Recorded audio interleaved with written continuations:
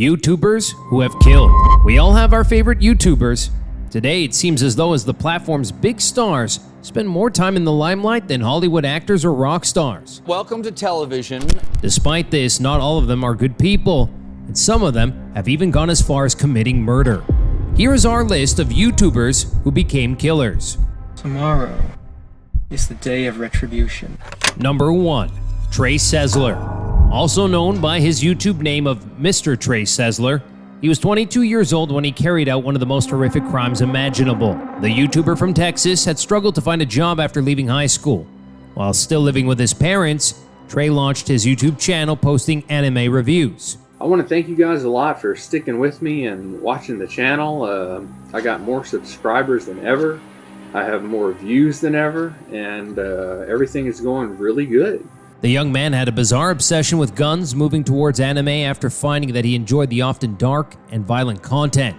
As time went on, however, Sessler began moving away from the anime reviews, focusing more on guns. Well, you can call me Trey. You can call me the guy that does the video game reviews. You can call me the guy that does all the gun stuff now. Finally, on March 20th, 2012, Sessler lured his mother in the garage of their Texas home before shooting her 4 times.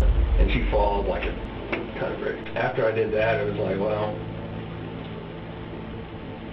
I'm already committed, really.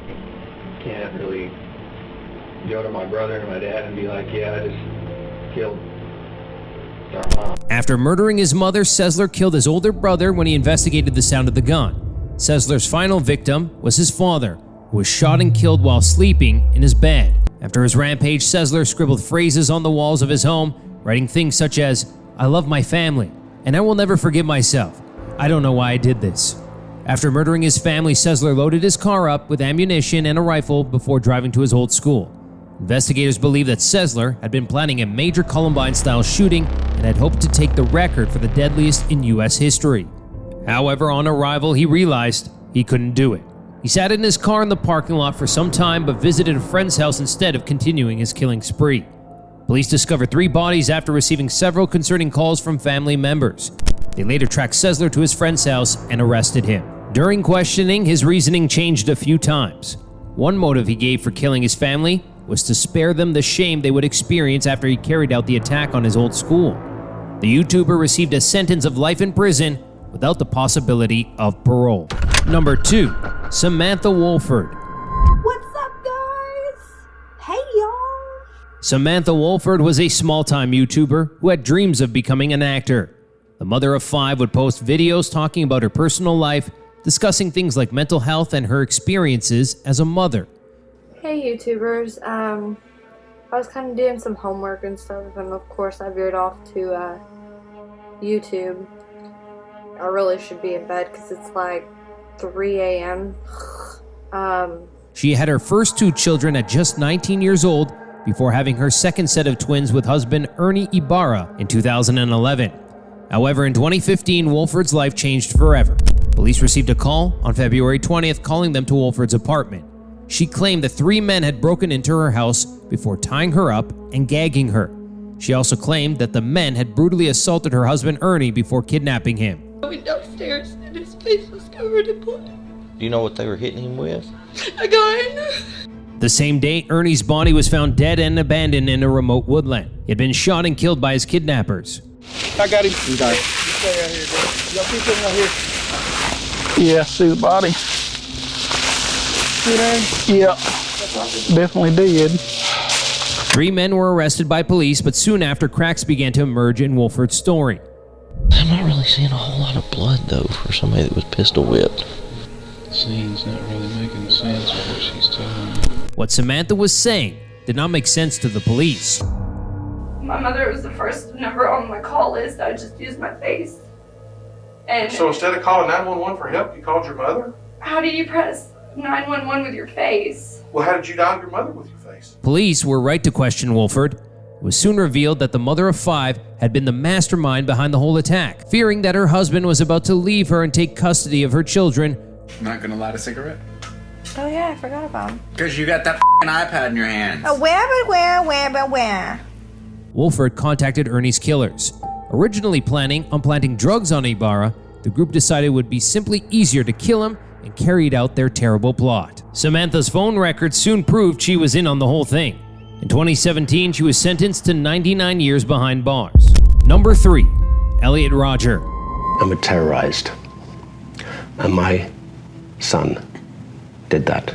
Every night I go to sleep, I wake up, and I think of those young men and young women that have died and that were injured. On May 23, 2014, Elliot Roger recorded this video in his car and posted it on YouTube. Well, this is my last video. It all has to come to this. Tomorrow is the day of retribution. The day in which I will have my revenge against humanity. Against all of you. Shockingly, Roger uploaded this video after he had brutally stabbed 3 of his roommates to death. The 22-year-old had been posting concerning videos to YouTube for a while, talking about his hatred for women who had rejected him and sexually active men whom he envied. I've concluded that females have a very flawed and perverted form of sexual attraction. Just a few hours before his final video was posted, Roger armed himself with a knife and waited for his roommates to return home. He stabbed them one by one as they entered the house, cleaning up after each one and preparing for the next one to arrive. His last victim, George Chen, was found with a total of 94 stab wounds. But that wasn't the end for Roger's deadly rampage. After the 3 murders, Roger bought himself coffee and uploaded the video before driving to a sorority house he identified as being filled with attractive women. And my problem is girls. There are so many beautiful girls here, but none of them give me a chance. I don't know why. I don't know why you girls are so repulsed by me. He failed to get inside and instead began shooting people nearby. He hit 3 women before getting back into his car and continuing his murderous rampage. He fired upon random people and businesses, as well as knocking down pedestrians with his car. After exchanging gunfire with several police officers and sustaining a gunshot wound to the hip, Roger turned the gun on himself. In total, Roger killed 7 people, including himself, and injured 14 more. An investigation into the attack revealed the extent of Roger's hatred and mental health issues. He had been receiving therapy from a young age and was diagnosed with an autism spectrum disorder as a teenager. In his videos, Roger described his hatred towards people of other ethnic backgrounds, describing Asians and Africans as inferior to white Europeans. He also frequently talked about failing to lose his virginity, blaming the women who had rejected him. Number 4. Pekka-Eric Auvinen. Finland is known as being a wintry paradise, but the nation has suffered its fair share of violence and tragedy throughout its history. One such incident occurred in 2007 when an 18-year-old YouTuber carried out one of the most horrific crimes the country has ever seen. As a teenager, Auvinen was an avid YouTuber uploading videos onto the platform about school shootings and other violent incidents. He would also post videos attacking religion, as well as gun-related content, and a clip of him shooting apples. Auvinen had a hard time at school. He was frequently bullied and struggled to fit in. He was also drawn towards radical ideologies, with one teacher describing him as a militant radical who was interested in both far-right and far-left politics. His parents had attempted to get their son help for anxiety and depression, but were refused due to his perceived mild symptoms. He began taking antidepressants, but they didn't seem to help with the young man's mental health. Towards the end of 2007, the teenage YouTuber posted his final video called Jokela High School Massacre, 11/7/2007. The video contained a photo of the school before showing Auvinen holding a firearm. This was very much an internet-based event, which means that the first information was spread through the internet, actually. The regular media followed very quickly. Not long after this video was posted, the 18-year-old walked into Jokela High School and started indiscriminately shooting teachers and students.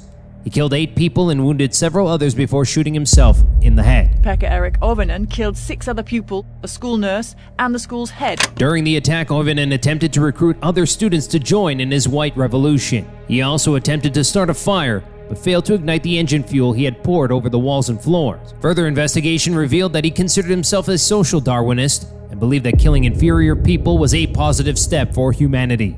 The name of the killer, for instance, was known before actually the Finnish news agency had their first first news out. It was known in the internet. People found his video in YouTube. The attack is remembered as one of the most shocking events in the history of Finland, as well as one of the worst school shootings in European history. Number 5.